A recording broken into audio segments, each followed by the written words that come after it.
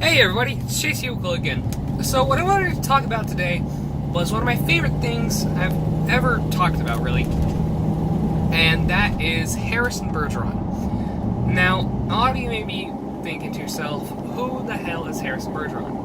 Well, Harrison Bergeron is a story written by Kurt Vonnegut Jr. You may know him from his works in Fahrenheit 451, and oh my god, I can't remember what else he wrote right now, but I think he wrote Fahrenheit 451, but I could be wrong, because right now I'm a little bit tired, I can't remember exactly.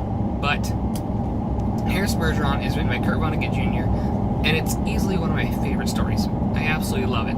And what it's about is, it's about this world wherein everybody is supposed to be equal, to the point where if you are super strong, you are forced to wear weights. If you're super smart, your thoughts are interrupted constantly throughout the day. If you are very good looking, they put a mask on your face that forces you to look hideous.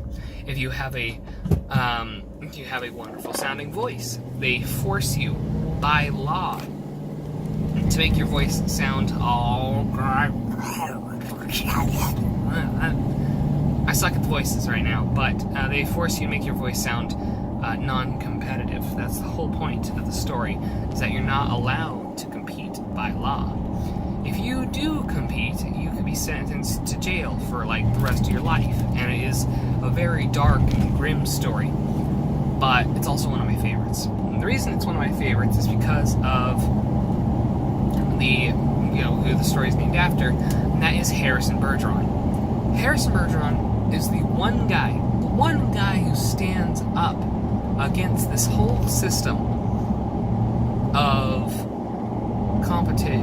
no competition, of forced equality. There shouldn't ever be forced equality, is kind of the point of this whole story. And I absolutely love it. If you haven't read it, I highly recommend reading it. There's several links online to the actual story, and it is just so good. It's great to look at and just think, come up with ideas on how this can be applied to our own society, how this can be applied to our own government. It's one reason that I really like just reading, because it gives you so many ideas on how to argue. And it's one reason why I'm talking about Harrison Bergeron here, but why do I call myself Harrison Bergeron online, like on Facebook? Mainly, so a long time ago, my account on Facebook, Chase Hugo, was deleted. I didn't delete it.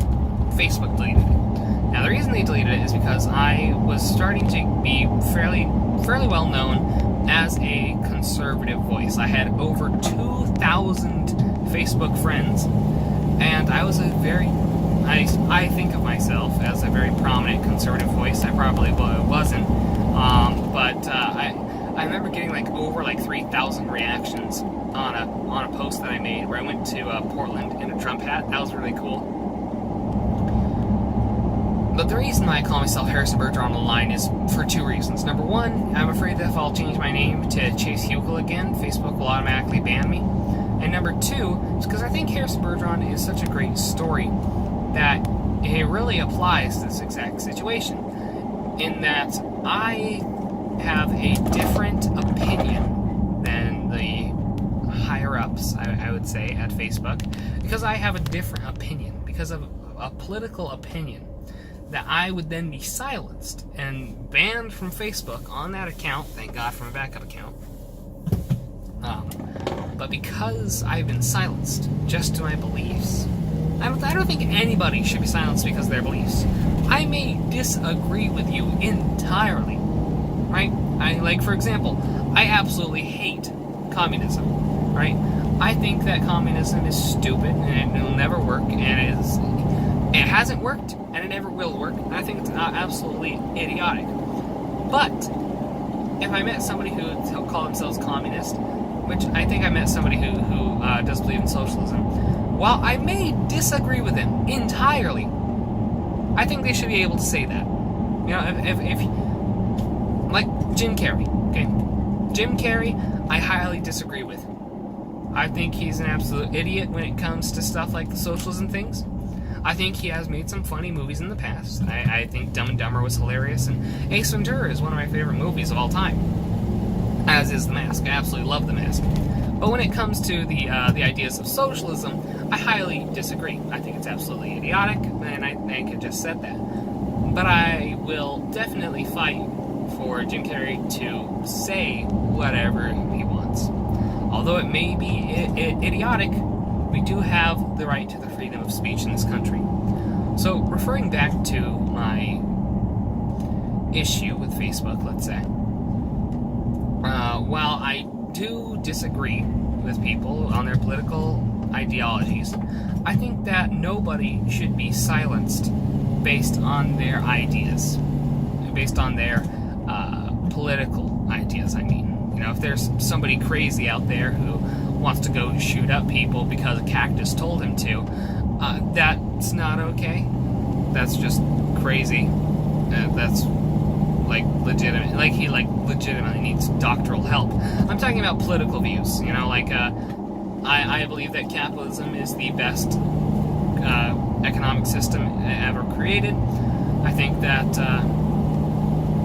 Trump is a great president. I think that we should be able to focus our country into creating a future for ourselves and make sure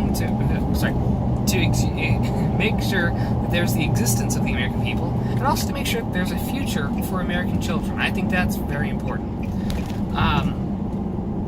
But I don't think that anybody should be silenced because of their political views, is what I'm saying. Just because somebody disagrees with you doesn't mean you have the right to silence them. At least that's my take on it. Thank you for watching this video, by the way. If you like this video, make sure to like it. And if you didn't like it, leave a comment below. And, you know, let's have a civil discussion, a little bit of a civil discourse, a little bit of speech and debate, right? Make sure to share this video and maybe a couple more of my videos with your friends. I'm sure they'll like it. Anyway, thank you, everybody. Have a wonderful day.